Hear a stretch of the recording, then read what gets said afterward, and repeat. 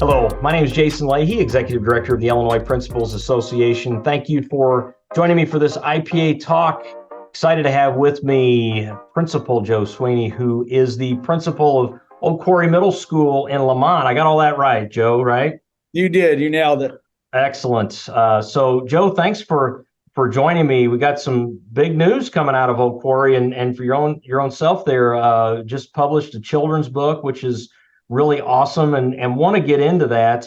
But would be remiss here. You just share with me before we started recording. You're 3 days into the school year. It's August 21st, just so people know that. But I'm just curious about how it's going these first couple of days, and also just share with us a little bit about your school. No, absolutely. Old Quarry Middle School, we're the Warriors. We're located in Lamont, Illinois. We're the only middle school in the town that feeds directly into Lamont High School. What's unique about the district here is kind of those south suburbs is that we're completely different districts. So we're K-8, and then Lamont High School has their own district. So, I've had the opportunity and the privilege to be the building principal here now for 5 years, and it's truly been a dream come true. So we're on day 3. We welcome back over 820 students the last. A lot of middle school kids, Joe. It sure is. I got just 2 in my house, and that's enough, man. I mean, 800. Wow, good for you. That's awesome. Absolutely. We opened the doors last Wednesday, and we all know at the start of school year, it's the buses need to arrive on time. The kids go through the doors. The teachers are in place. And then you just hold on for that day to make sure that every kid gets to where they need to be and essentially gets home safely. So we did do that 3 days in a row, and here's day 4 now. It's just those managerial things as a principal is getting FaceTime with your kids. We were able to talk to every grade level already. By today, we finished 8th grade today, which is a big, huge, feat because we were able to get FaceTime with every single student and just how to be supportive of each other and create an environment where everybody wants to come to school. And I think that's the bottom line. Yeah. So that's kind of first 3-4 days in a nutshell. Yeah, that's terrific. So, Joe, you're talking obviously about just getting things up and moving and what it takes in order to do that. And I think we've even seen in the press how important it is to get those buses moving on time at the very beginning, right? So, and with the shortage of drivers out there, in addition to shortage of educators, that's no small feat. But I'm just curious, as you're looking ahead here at this school year, what are some of the things that you're going to be focused on, you and your team there at Old Quarry for the year ahead?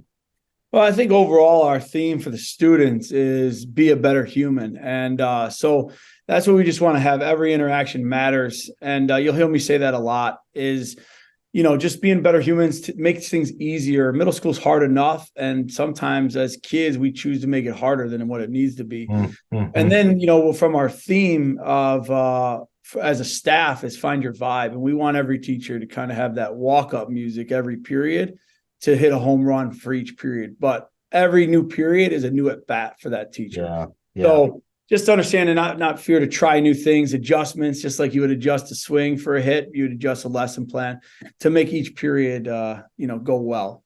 All right. So you brought up walk-up music. Do you have a song that you would use as your walk-up song if you had one to choose? Not to put you on the spot here, but I'm just curious. You don't have to be anything. I was just kind of curious about that. I love that, by the way. No, yeah. Talking in those terms. Absolutely. I shared with the staff that kind of like that we will rock you, like, getting that going, like just getting so everybody can have a nice be on pace. Right. I always pictured it like when you got in the classroom, the kids are doing the beat and then you're ready to be like, good morning, let's go, Uh-huh. So, but our teachers here at Old Quarry, I mean, they do a great job of just creating that environment. And that's what it's all about. I mean, now that kids are in the school, it becomes a school, right? When we're working all summer, it's just kind of a building. So that's kind of where we're at Old Quarry right now. Awesome. Well, I'll tell you can never go wrong with a classic Queen tune. Absolutely. For a while. They've got several you could use as a walk-up song, actually. So, for sure. So, Joe, one of the things that I was really excited about when I saw it come through that I wanted to be sure to talk to you about is, and this is something you don't see people doing often, is writing a book, in particular, a children's book. And what I want to do here is I'd like to share my screen so that we can get kind of this conversation started by showing the cover. So hopefully that pops up. Okay, can you see it all right, Joe? Yep, we got it. Awesome. So JJ's Toad Alley Great Adventure. It's written by you, and then Rebecca, is it DeMoss? Is that how you pronounce Rebecca it? Demos. Yep. Demos, got it. I'm glad I asked that question. So she illustrated this for you. So, talk to us about the book, how it, originated in your mind, and what got you even thinking about doing this. Well, it's just it was a semi-true story. So JJ, my son, is 7. I'm a proud dad of a 7-year-old, a 6-year-old, and twin 4-year-old. So Oh my goodness. yeah, so it's a little bit crazy and hectic. Yeah. The book came about as JJ and his buddy found a toad, and they were so excited. And JJ's like, "Man, this toad is amazing!" Throughout the night. Then it was time to go to Beth, and you know how kids are when you disrupt playtime. So we found the perfect spot because mom wouldn't let us bring it in the house. So we found it there. We got him in the bath. He comes running down the stairs and it's gone. And so one of those things as part of the story is like getting JJ so upset, like it's gone, like it's the end of the world. But I was like, it's not the end of the world. Things happen, and we're going to find you another one. So one night I'm out for a walk and I end up stumbling upon a toad, and I come sprinting home and with the dog and say to my wife, like, hey, get a bug catcher. She doesn't even know what's going on, but I'm just screaming like, get the bug catcher. I found a toad.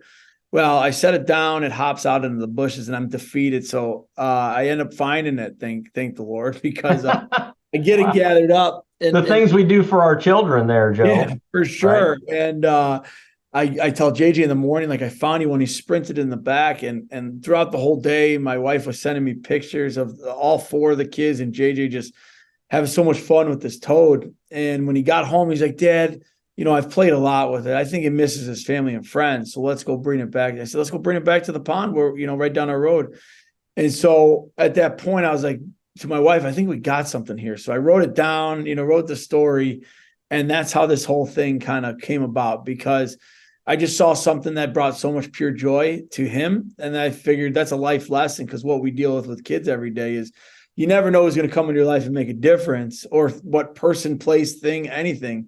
And for JJ, that toad made a big difference in his life. And so it just got me thinking, like, hey, I got to get a little acronym going with this. Yeah, I was going to ask you, because TOAD stands for something. I'm going to stop sharing my screen here. We'll keep this conversation going, but because TOAD is an acronym for something, right, Joe? Yeah, it's teaching others and demonstrating. Then you fill in the virtue: kindness, caring, love, empathy, whatever you want it to be.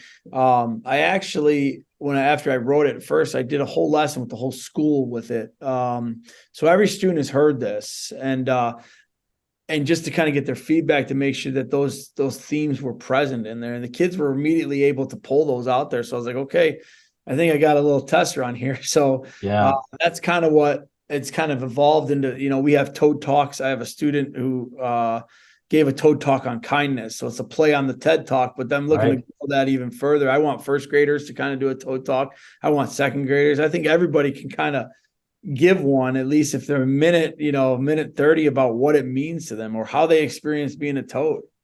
I think Ted needs to have a TOAD Talk.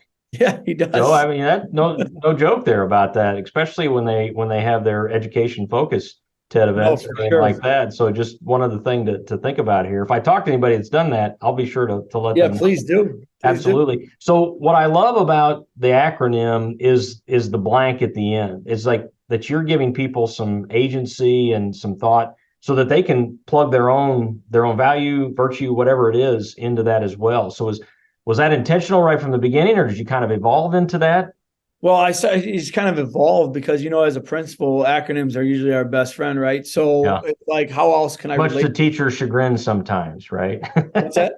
Much to teachers' chagrin sometimes. Yeah. Like, here comes another one. Yeah. Anyway, but I agree with you because I use them all the time. And kids need to hear them too. And so I was like, how can I apply this to everyday life? Because I felt like the message was so important that like, how do I brand it to the fact that kids can use it, first graders can use it, and adults can use it, simply just be a toad, as corny as it sounds, you're filling it in. So how can you, give me a toad shot? I just thought of this the other day. I was like, if I begin to go toad hunting, which just means I'm searching for people going above and beyond for other people. Oh my gosh. Right. And then we bring that into, once we finish going toad hunting, then we go, we celebrate those, and we find those toad people, who are the toads. So That's quick. That's so cool. That's so cool. I mean, in my mind, Joe, I've got you pictured in my mind's eye, dressed up like a toad. yeah, Doing some toad hey, I've hunting or done something anything like around that. here as a principal, like That's so. right. We go toad hunting and just give those shouts outs. Yeah. It's just, I think people we don't recognize people for the right reasons. I think in the world that we're in right now, it's like, how do I become viral for something that's me filming something that Oh could yeah. be negative? How about you Yeah. just film people being kind, and let's spread that. Yeah. Yeah. I love that. So talk to me, Joe, about the process here a bit, because people might be interested in that. So you had this idea, you started sketching it out, probably put an outline together or whatever. You obviously had this acronym to kind of be a foundation for you as well. So then what? I mean, did you find your illustrator next? Did you Yeah, start it's kind of working been on a how that whirlwind. will play out?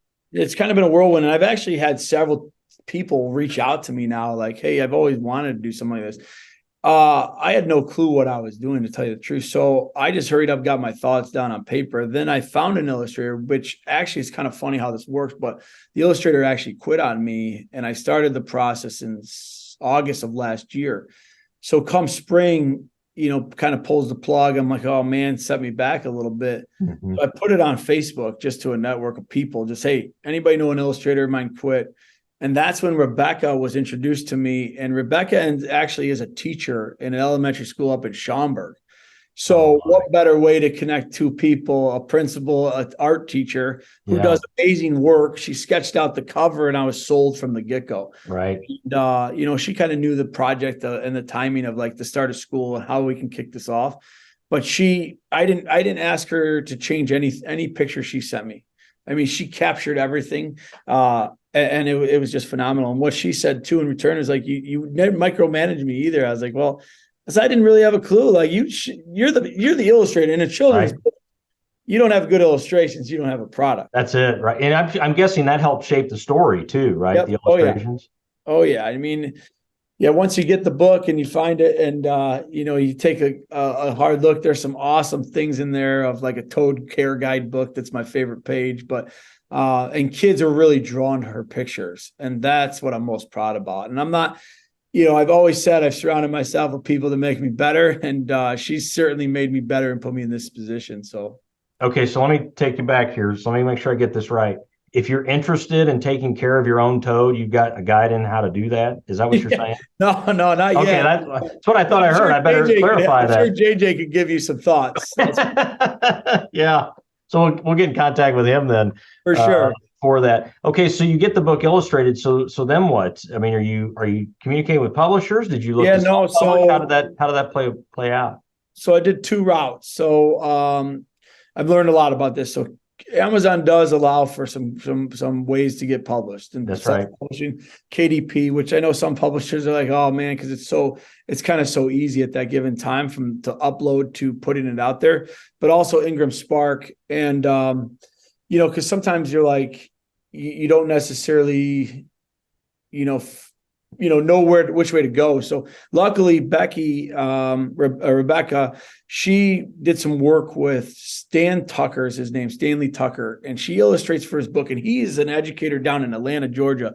And he has a teaching kindness through writing, and he has a program with all kinds of schools. And if you do your writing curriculum, and a kid will get chosen, and then Rebecca will then illustrate the book and then publish it. Stanley Tucker will publish that. Yeah. I got connected in full circle with those two, and they've kind of guided me every step of the way. So I've learned a lot, and I was telling Rebecca, like, hey, we got to start helping other educators that want to do something like this, because I think we're onto something. Absolutely. Well, there's so many people have a story to tell, right? Yeah. Oh yeah. And if you could tell it through a story in words and get kids reading, I think we won the day. Yeah, yeah, for sure, for sure. So, it's available on Amazon, right, Joe? And I'm guessing if people want to connect with you, you're sure open to hearing from them if they've got questions or whatever, right? Absolutely, absolutely, and reach out anytime. I mean, I'm a big helping people person, so Yep. we can empower others to do whatever they want to do and chase their dreams. We can do anything. So, yeah, no, don't hesitate. And if I don't know the answer, I'm going to find it for you. Yeah, well, I'm sure grateful for that. And it's just a testament to your leadership style as well. So people get on Amazon, search it out. JJ's Toad Alley. I'm looking back at the screen here to make sure I got his great adventure. I want to be sure to get it myself as well. Yeah, I want to bring this conversation though back full circle, Joe. One of the things that I'm asking school leaders as I'm conversing with them, about a variety of different topics, but I feel like in this moment in time, we're talking about the importance of education, of educators, education, and in particular school leadership, as we're looking to encourage more to be considering, this really important work that you and your colleagues are doing across the state. I'm just kind of curious from your own personal perspective, why is school leadership so important and impactful? Well, it's kind of like you're the captain of the ship in each building, right? So I think it's our job as leaders right now then to look within the walls of our own school and our own teachers, because there is leaders in your teaching world, in your building that it's up to us as principals to tap them, and male, female, find those ones that you think that will make a difference and encourage them. I think as principals, the more we can nudge and encourage a teacher to go into those leadership roles, sometimes they've never heard that one time in their whole career. But it's up to that one person to see that leadership ability in them and to say, hey, give it a shot. Have you thought about administration? Have you thought about maybe being a teacher leader? Have you thought about, being an assistant principal or a dean? There's so many administrative leadership roles out there that need to be filled. I mean, I was a dean. I started off in my admin position as a dean of students at Oswego High School and worked my way to assistant principal, then to principal. But it all started with first few years of my teaching career, somebody saying, Joe, I think you'd be a great administrator. And I think those words just need to be echoed more. I think that sometimes we're looking for a certain type of person, but we're not. We're just looking for a leader. Right. That's right. Well, and we got to recognize that we have the necessity for so many different types of leadership for all the different schools that are out there. Just because I may have a certain style doesn't mean that it'll fit all organizations. And so we just need to be looking at people with all their different skills and saying, yep, that's somebody that we need in charge of schools and trying to do what's best for kids and everything else. Last question for you along these lines, Joe. Like, what have you gotten out of it as for yourself professionally as a school leader? What's it done for you?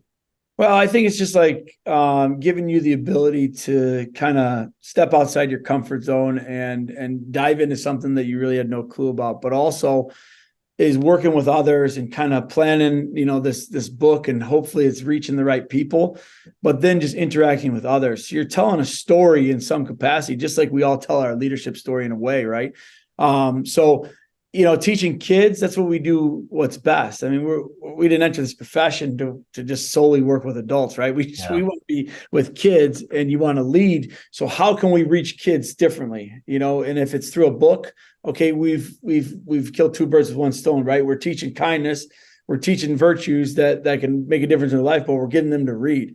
And anytime we can get all our students reading, even if it's a picture book in middle school, every kid likes to sit and look at a picture book, that's just using those to tell stories. So yeah, love that. Appreciate that perspective. So it's been a pleasure, Joe. Best of luck with the book. Okay, so one last question. I got one more. Are we going to see a sequel to this for JJ or that's the thing. Anything else? Like I said, I got 4 kids. So I think the number 2 one now is Mackenzie. So I've been trying to rack my brain every day going to and from work. Like, what is Mackenzie's marvelous something's happening? I don't know. I love that.